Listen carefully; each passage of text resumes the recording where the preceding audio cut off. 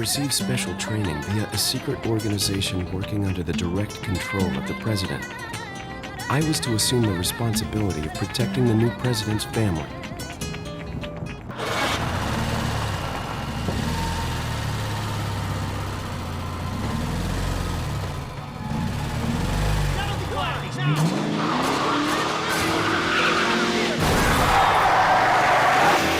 I would like to talk about the box art now. So as we can see, we got the generic box art. Leon standing in the middle, looking cool, holding a gun, with some villagers in the background, and ooh, the big cheese. But look at the original GameCube cover. Unless you live in America, you didn't get this box art. And that just fucking sucks for your GameCube collection. The dark trees covering a blood-red sky, and a lone man holding a chainsaw waiting for you. It gives an ominous feeling, and leaves you wondering what else is hiding that we can't see.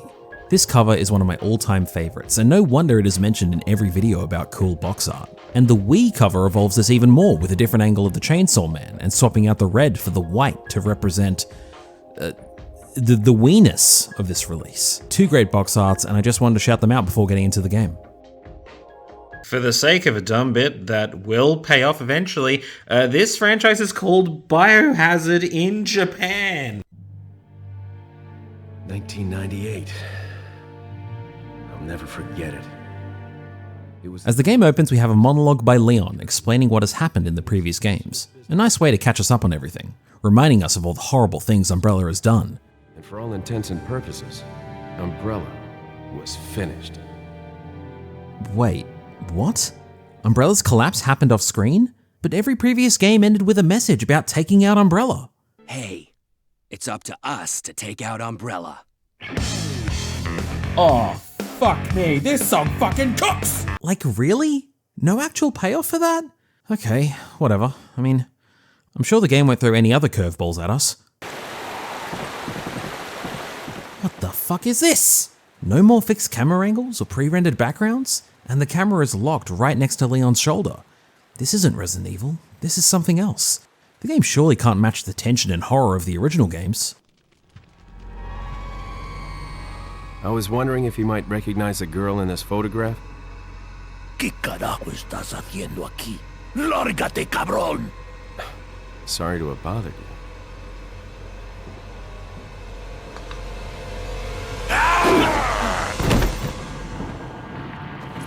Freeze!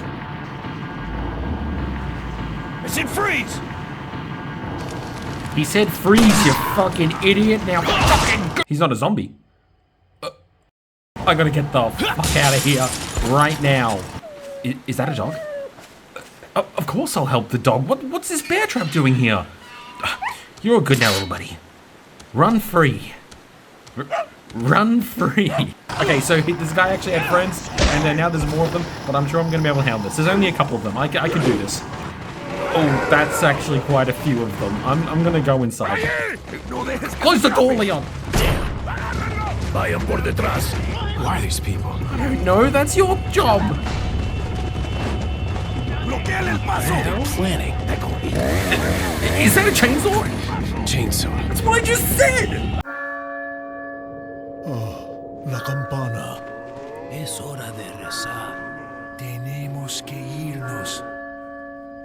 Okay. What? They're just leaving. Lord Sattler. Who?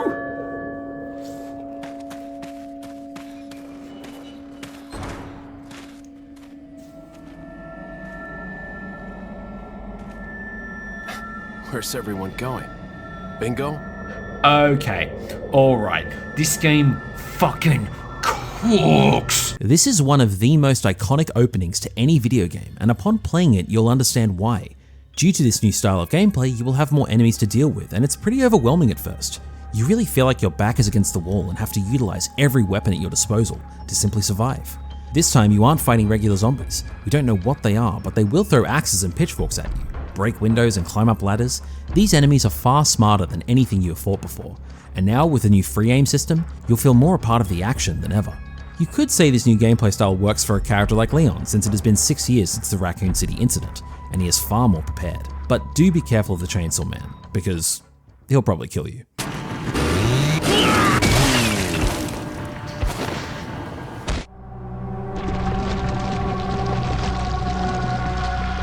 When this released in 2005, it was a game changer. No game played like this, and it was mind-blowing at the time. And that was all accomplished within the first 30 minutes of the game. So this begs the question, what are we doing here?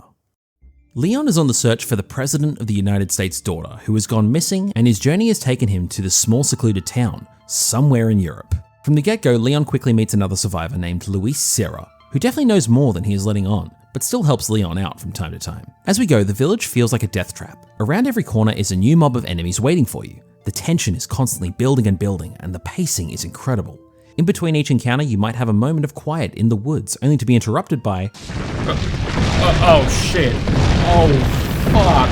Oh my god, I'm gonna fucking die! Arriving at the lake gives you a moment of reprieve, as you won't have to deal with these crazed villagers when you're trying to cross.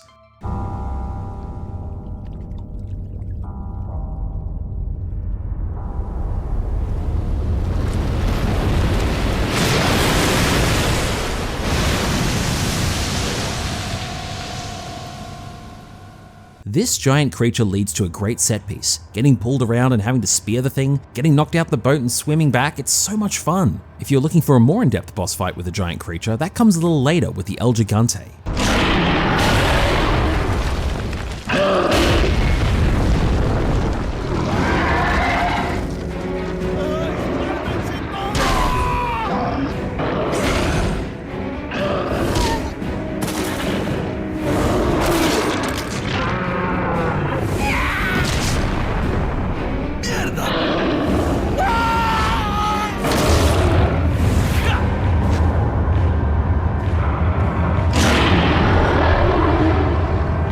Ducking and weaving out of the way of this thing, hopping up and slashing its back tentacle things. It is a capital B boss fight, and if you saved the dog earlier, he will actually come and help you in the fight. And if you didn't save him before, Why wouldn't you help the dog? Do you not like dogs? Now you might be asking yourself, does this game feature the inventory management of the previous games? Yes and no. Leon has a much larger inventory space than any of the previous games, and you will occasionally have to Tetris around your inventory to be as efficient as possible with what you have. Ammo and health will be dropped more often, and there is really no need for external inventory boxes anymore, which makes sense in a game of this style. Aside from killing enemies and smashing boxes, another way to acquire any goods you need comes from a man cloaked from head to toe. The Merchant. Got something that might interest you. Got a selection of good things on sale, stranger. He is iconic, appearing throughout our adventure, always accompanied by a blue flame and plenty of goods to buy. This is how you will acquire most weapons in the game, and can upgrade them from here. Wait, what do you mean I can buy the rocket launcher? The Merchant is mysterious, and we don't really find out any story reason as to why he is here, meaning he probably exists to simply aid the player, but with an iconic look and a funny accent, by the way, it's the same voice actor as Leon, he is a welcome addition to the game. And whenever I see his blue light, I feel a little safer in his presence. Thank you. Also, if you want, you can kill him, but he will not appear for the rest of the game, and... Why would you kill the merchant? Do you not like merchants? Eventually, Leon will find Ashley, and throughout some parts of the game, she will be by Leon's side, and you'll have to take care of her, as she is pretty defenseless. I know some players found this annoying, but honestly, I didn't find it that bad. Maybe some of you should just get good. We come to discover what has happened to these townspeople. They have been infected with a new virus called the Las Plagas, leading to these villagers following Lord Sadler and the creation of his cult. Las Plagas doesn't make you a brain-dead zombie, but you will be under Sadler's control, basically being a puppet for his means. And unfortunately, Ashley and Leon have both been given the virus. Time is ticking, and if we can't find a cure, we are screwed.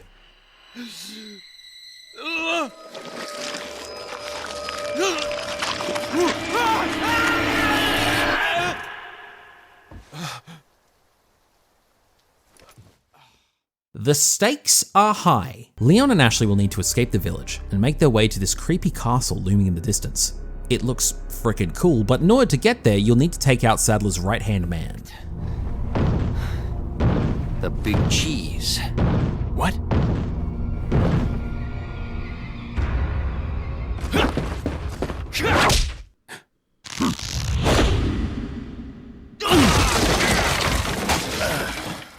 Oh boy, this dude is huge and can clearly handle himself.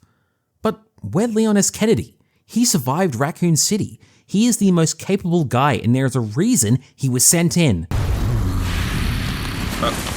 Oh boy. Oh no. Oh my god. Oh fucking god.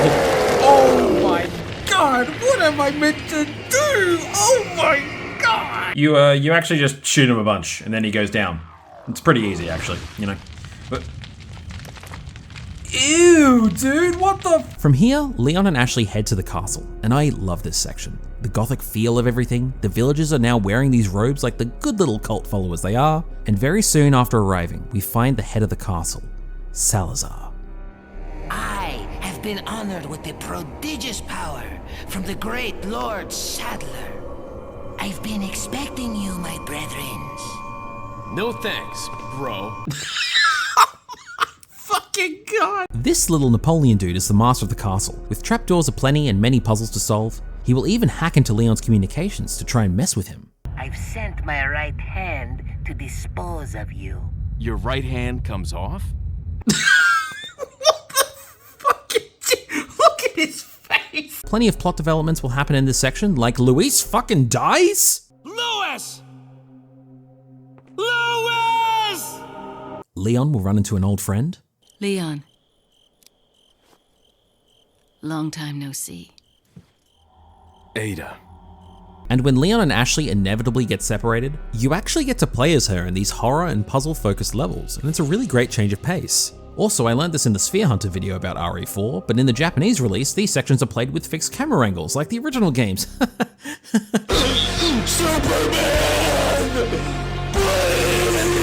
I reiterate, I love this section. It feels like the haunted house ride from the Scooby-Doo movie, but as a game, with more suplexes. It's fun, exhilarating, a little scary, and one hell of a ride, culminating in a giant Salazar statue that chases you down. What? What am I meant to do? What am I meant to do with this? What? And finally, we get to confront him.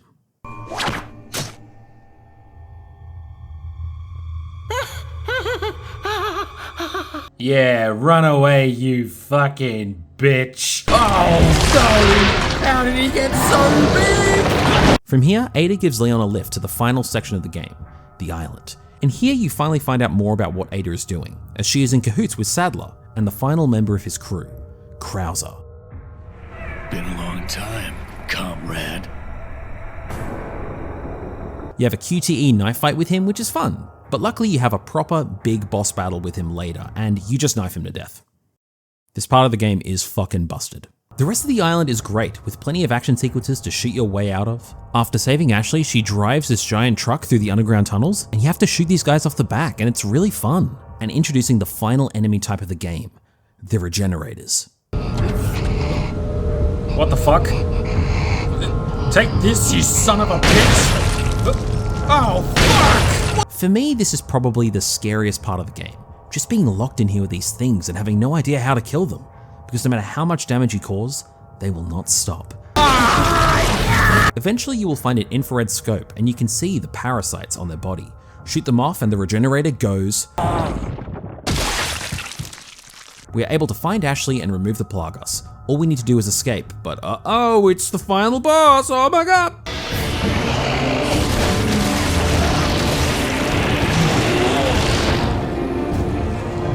Sadler is a fitting final boss, with a great monster design, and much like the previous games, you get given a rocket launcher to take out your last enemy.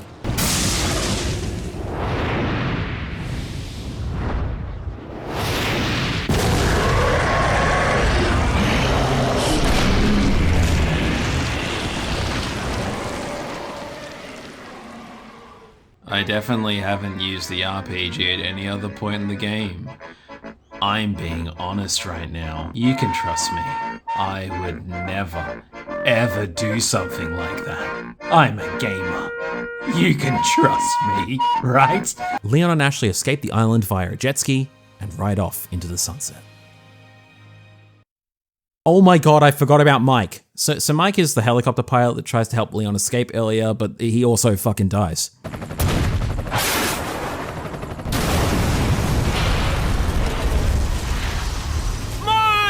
Didn't you feel the pain in his voice? He's gonna be fucking punished, bro. I hope I've been able to get across just how great Resident Evil 4 is. The script might not be the greatest thing ever, with Shinji Mikami admitting that he wrote it in the better part of a weekend, but what it lacks in horror it makes up for in pure spectacle and incredible gameplay.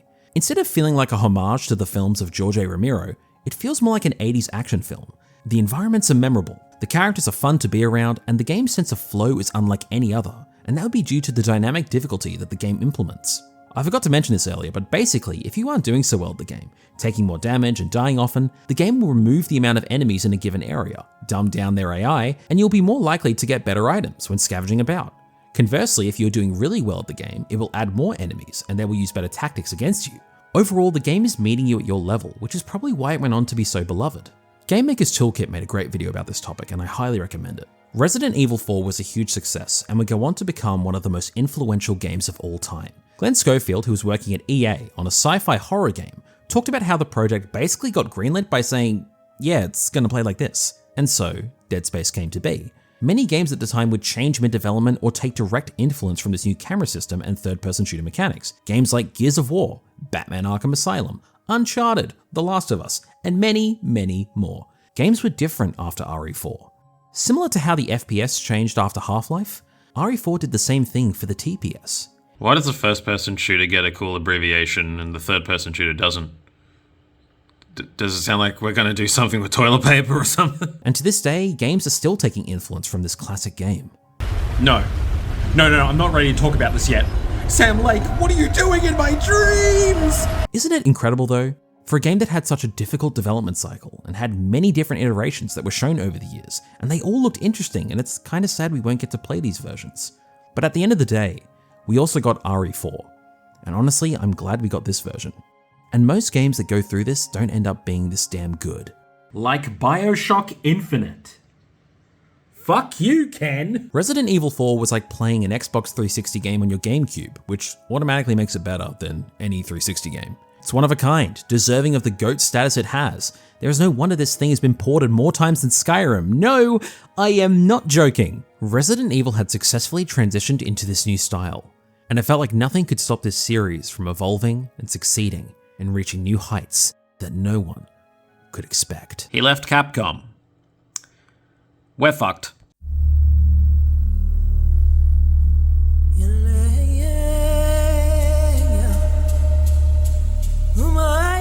We are now in the depths of the 7th generation. HD gaming was finally upon us, and Resident Evil 5 was about to come out. But before its release, it was already mired in controversy, and I won't just simply gloss over it for the sake of a silly video. When talking about art, I think it's important to talk about context and certain things that are a little uncomfortable if this medium is to be taken seriously. The game stars now roided out Chris Redfield in Africa. Yeah, I tend to agree with this part right here. I know some in the RE community are like, well, yeah, it's in Africa. What did you expect? Are you aware that you can set a game literally anywhere you want to? Some even go far as to mention Leon in RE4 is in Spain or something, and well, the colonizers! Are you really trying to defend the fucking colonizers right now? And also, RE4 is quite a silly game. Leon is constantly cracking one-liners. The game doesn't take itself too seriously. To my recollection, Chris doesn't make a single joke in this entire game. For the most part, he's taking it very seriously. But to be fair, if the game was a little lighter in tone, I don't think that immediately fixes all the problems. Resident Evil works best as a fun romp with badass characters. I think a game with this setting might have required a little more nuance in the writing to work, and Resident Evil isn't very good at that. The only civilian Chris actually tries to save is a blonde white woman. Christopher, why are you only trying to save people with the same skin color as you? Also, the village scene is honestly just fucking gross. And when you find out that these were normal people, that due to this new strand of the Lost Plagas makes them revert to the ways of their ancestors. Defend this shit. Defend it, please. I'll wait. Fucking defend this shit. Defend RE5. I want to preface, I don't think that the team was making these choices out of hatred or bigotry. I think it was mostly ignorance.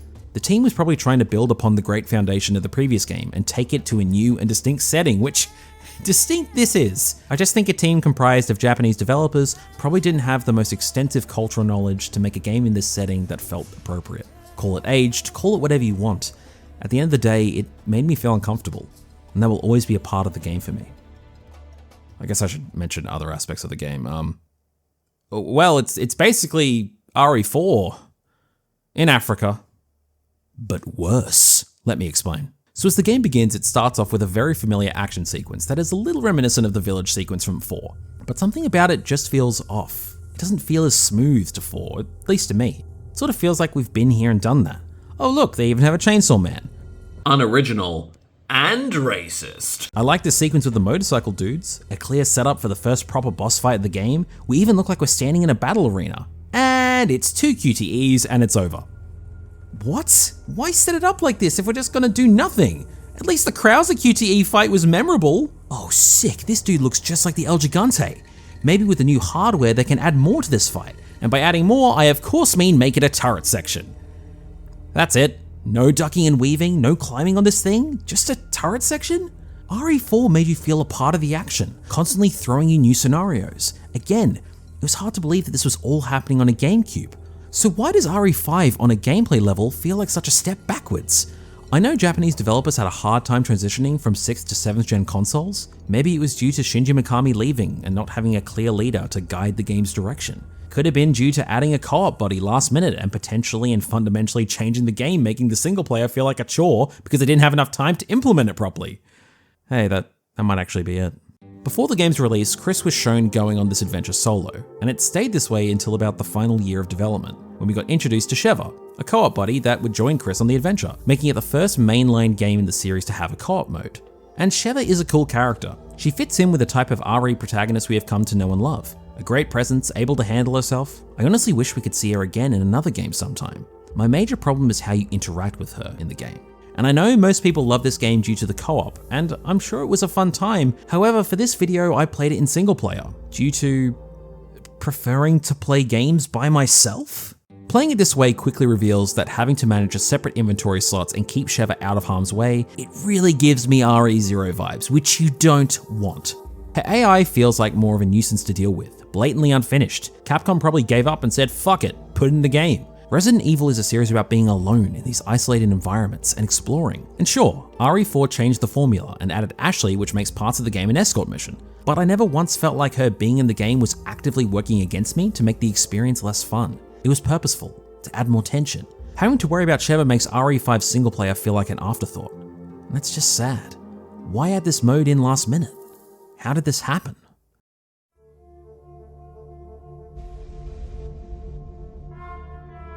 There was a clear shift between generations 6 and 7 that was hard not to notice. For the past decades, Sony was the clear leader of the gaming industry, making the 2 highest selling home consoles back to back. These generations are defined by a huge amount of variety, with platformers, RPGs, adventure games, stylish action, and even survival horror. It was a melting pot of ideas that made the generation so fun and distinct.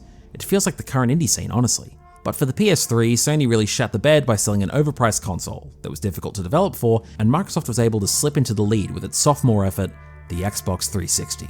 I think it's important to acknowledge that the Wii absolutely obliterated both in terms of sales. With the shift to HD consoles, development costs grew exponentially, and the industry was starting to shift to safer options. Companies would find trends and repeat them until it got stale, and the trend of the 7th generation, the game most would try to copy, is Gears of War. Now, Gears of War is a fun time. I've played it in single player and co-op, and yeah, it's a fun time, I just said that. A dark and moody tone, playing as these 2 badass soldiers with great gun combat, and adding in a cover system, which at the time was unique. And Gears of War was huge, becoming the flagship IP of the Xbox 360 generation, and most games would follow it to great success. For games to be considered cool, you had better be a third-person cover shooter, with a co-op mode. And if you didn't have those things, well, you couldn't get that sweet sponsorship. The Mountain Dew or the Doritos. Jeff Keighley, you know what's right for the gamers, right? You know what we want, right? You got an idea, right? The broification of gaming was complete. As long as you had your bro by your side, all critical thought would go out the window. It didn't matter if every game was the same. I was with my bro. You played that single player and it was bad? Well, you just played it wrong. Get a bro. And again, co-op within itself isn't an issue. Some co-op games from this era are great, but most were mediocre and given the pass because co-op means bro. And if you think I'm lying, we got not one, but 3 Army of Two games. I don't even know what the fuck Army of Two is. It's not hard to see Capcom changing gears after RE5's initial controversy, try and salvage the game, and it did. Resident Evil 5 went on to become not only the best-selling Resident Evil game, but the best-selling Capcom game of all time. When most people picture Resident Evil, they probably think of this game, and it makes sense as to why the game has such a rabid fan base. I guess for me, when I think of it, I feel awkward, uncomfortable, and honestly wish I had just played something else. I should probably say one good thing about it. Ooh, I liked Wesker. He is quite silly, and I enjoyed that. 7 minutes. 7 minutes is all I can spare to play with you. That's all I got. He's the only thing I liked. Fuck, this game sucked. 3 years had passed, and Capcom was revving up for Resident Evil to have its biggest year yet. Resident Evil 6 was on the horizon. And, well, I liked it more than 5. I'm allowed to have whatever fucking opinion I want. Unlike 5, playing the single player was actually an alright experience. They probably knew from the beginning that it was going to have a co-op mode, and so if you decide to play it by yourself, the AI doesn't really need to be babysat like the previous game, which for me is an automatic improvement. Now as the game opens, we have Leon S. Kennedy dragging his injured partner through the streets amidst the wreckage of a large-scale battle. We encounter a singular zombie, then a couple more, then a tidal wave of exploding cars and trucks, and then a helicopter chase trying to avoid the skyscrapers in the city, and this all happens within the first 5 minutes of the game. But I thought this was a horror game. From here you can select between 3 different campaigns, ignore the 4th one. Let's hope that these campaigns are nice and short as to not make the overall package feel too bloated. I'm just saying, you know? I started with Leon's campaign, and as it opens, he kills the zombified president of the United States.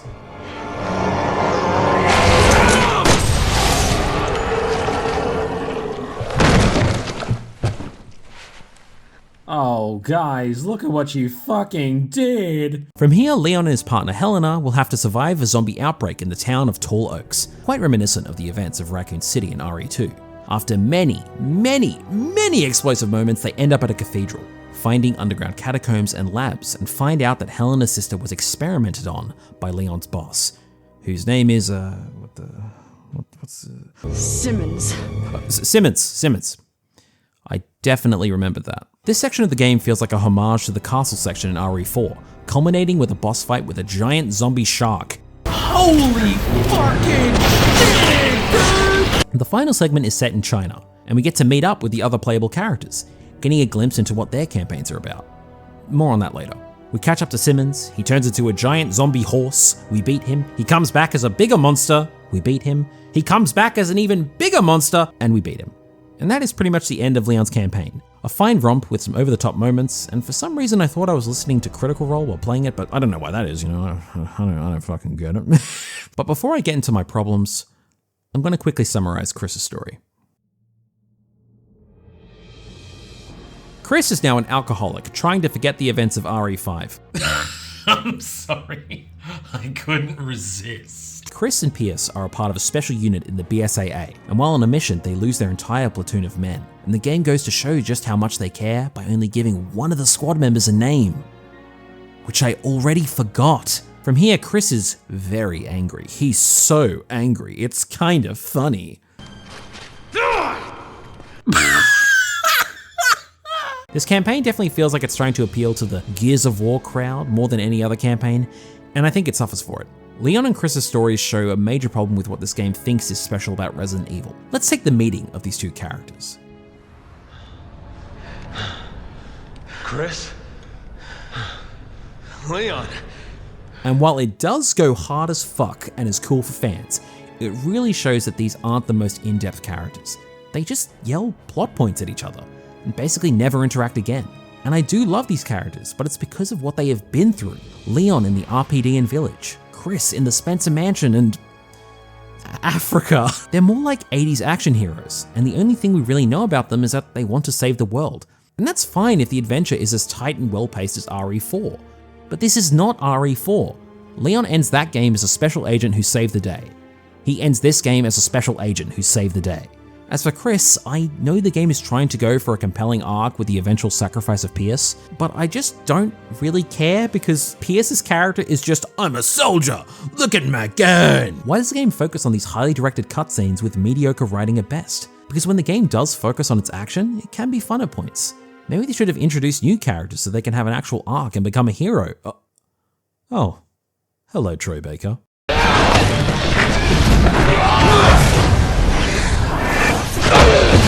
Jesus fucking Christ! This is Jake Mueller, a mercenary who has been given the new C virus and is immune, meaning his blood is the key to stopping this outbreak.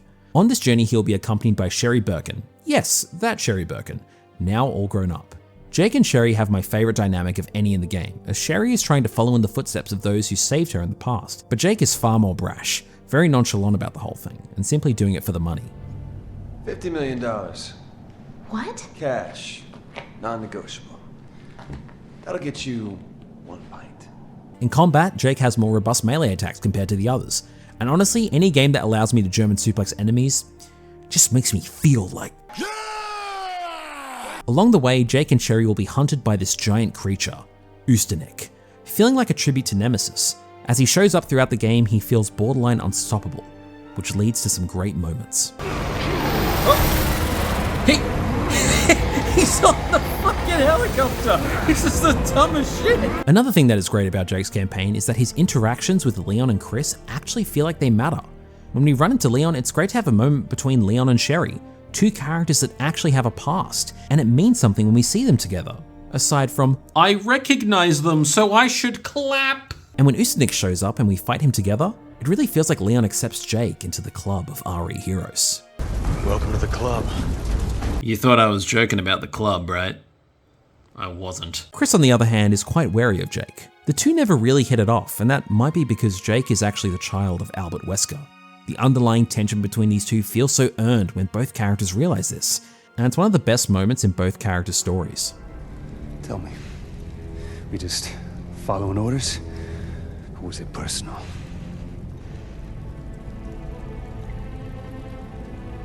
Both. Yo, that goes so fucking hard. What the hell? In the final battle, Jake finally confronts Usternik, and this time with no weapons. We'll be fighting in hand-to-hand combat. And yes, you can suplex him, and it's great. The final moments have Jake and Sherry working together to pull off the final blow to Usternik. And this moment truly feels like a celebration of the entire series. Having the children of the villains of the first two games come together and show that they are more than the mistakes of their parents. Taking out a villain who feels not too far from Nemesis. With the shooting mechanics of 4 and the co-op of 5. Oh my god, I am cooking right now. It's great. And it doesn't just feel like nostalgia for the sake of it. It feels like something new. And honestly, I wish the entire game focused more on these characters and their story. But as we know, that isn't the case. Capcom's goal in making the ultimate horror entertainment led to RE6 having too much in it.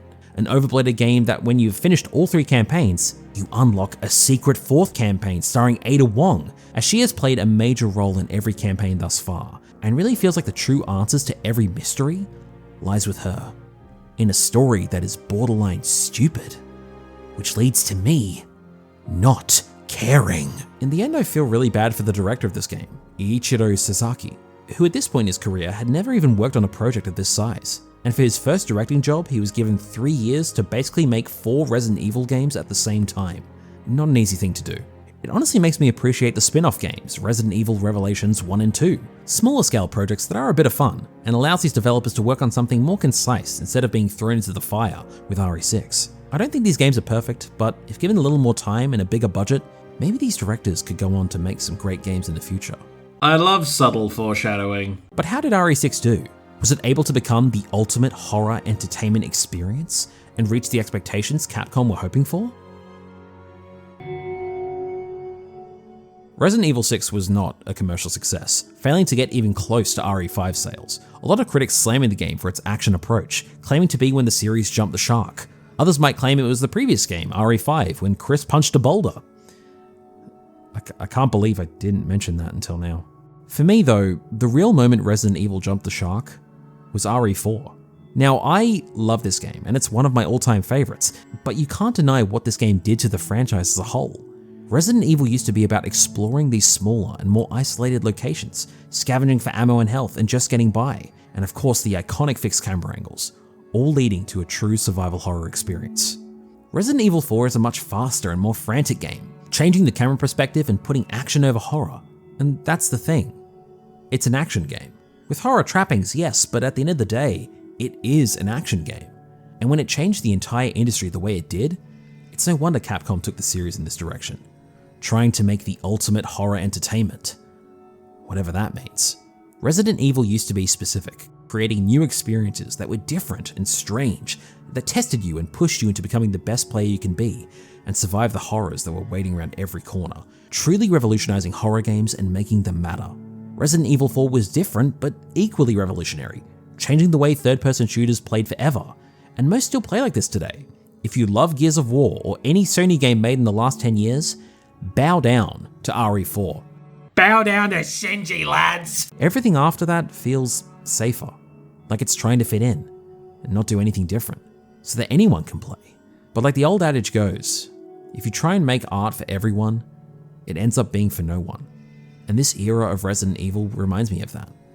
I think it's also important to mention that in the same year as RE6, Capcom released Operation Raccoon City, a co-op shooter set during the events of RE2. And to celebrate the 20th anniversary of the series, they released Umbrella Corps, a bad multiplayer shooter that fucking sucks.